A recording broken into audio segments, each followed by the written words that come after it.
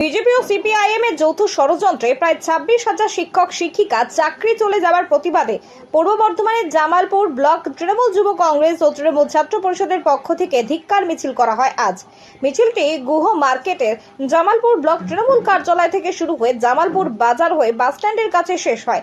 সেখানে একটি পথসভা করা হয়।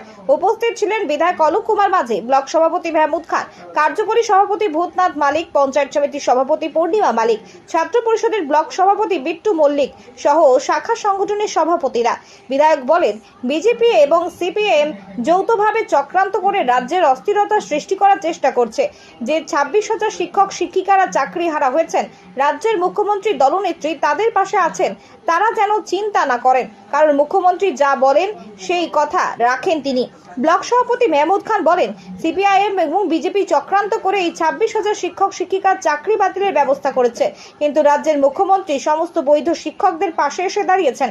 তাই তিনি শিক্ষকদের উদ্দেশ্যে বলেন, তাদের কোনো চিন্তা নেই, কোনোভাবেই তারা যেন কারোর প্ররোচনায় না পড়েন। ছাত্র পরিষদ ও যুব কংগ্রেসের উদ্যোগে এই মিছিলে প্রায় 1000-এরও বেশি ছাত্র যুব পা মেলান। মুখ্যমন্ত্রী যখন বলেছেন তার কথা তিনি নিশ্চয়ই রাখবেন। বাংলার মানুষ এই চক্রান্ত করে সিপিআইএম এবং বিজেপিকে আগামীতে উচিত শিক্ষা দেবে বলে তিনি জানান। বর্ধমান থেকে সঞ্জিত করে রিপোর্ট, বিপি নিউজ পূর্ব বর্ধমান।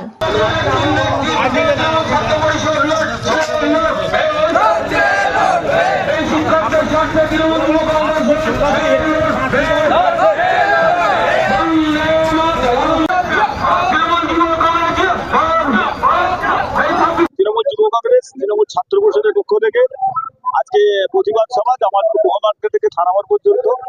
এটা হচ্ছে আমাদের 26,000 যে চাকরি আজকে সুপ্রিম কোর্ট যে রায় দিয়েছে, আমরা সুপ্রিম কোর্টকে আমরা সম্মান জানাই। মাননীয় মুখ্যমন্ত্রী মমতা বন্দ্যোপাধ্যায় সেই ক্ষেত্রে ওনাদেরকে ডেকেছিলেন, দেখে তাদের সঙ্গে আলোচনা হচ্ছে আপনারা কাজে ফিরে যান।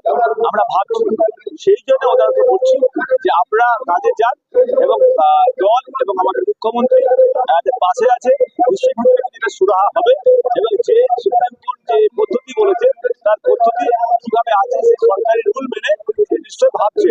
সেটা আস্থা রাখুন, প্রশাসনের প্রতি আস্থা রাখুন এবং যে ওয়াকআপ বিল যেভাবে আজকে কেন্দ্র সরকার বিল পাস এনেছে, সেই ক্ষেত্রে এবং সার্বিক ভারতবর্ষের বুকে যে একটা পরিস্থিতি তৈরি হয়েছে, বিভিন্ন মানুষ আজকে সেখানে প্রতিবাদ করছে।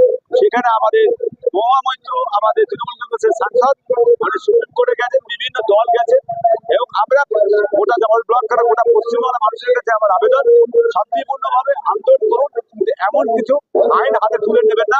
আমরা সম্মানের সঙ্গে যেন আমরা যে কোনো প্রতিবাদ কলমের কাজে যেন করি, কখনো যেন বেআইনি ভাবে কোনো অন্যায় ভাবে কোনো কাজ না আমাদের করতে হয়। আজকে ছাত্র পরিষদের আজকে এতে আমাদের উপস্থিত আছেন আমাদের বিধায়ক, হাজার খানেক আমার ছাত্র ছাত্রীদের নিয়ে আজকে এখানে অবস্থান বিক্ষোভ করা শেষ হল।